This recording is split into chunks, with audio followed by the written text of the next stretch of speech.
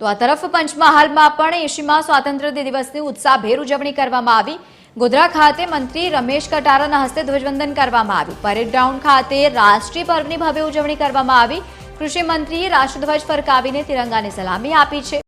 ઉત્કૃષ્ટ કામગીરી કરનાર કર્મચારીઓનું વિશેષ સન્માન કરવામાં આવ્યું। વિદ્યાર્થીઓ દ્વારા રંગારંગ સાંસ્કૃતિક કાર્યક્રમો રજૂ કરવામાં આવ્યા, જેમાં મોટી સંખ્યામાં લોકો પણ જોડાયા।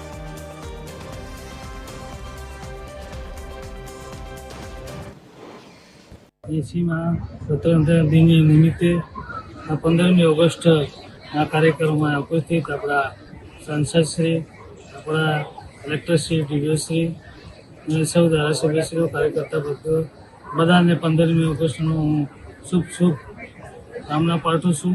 અને પંચમહાલવાસીઓને પણ હું દરેક ગામની અંદર જે સ્વતંત્ર પર્વની નિમિત્તે ઉજવણીના કાર્યક્રમની બધાને કોટી કોટી વંદન કરું છું। જય હિન્દ, જય ભારત।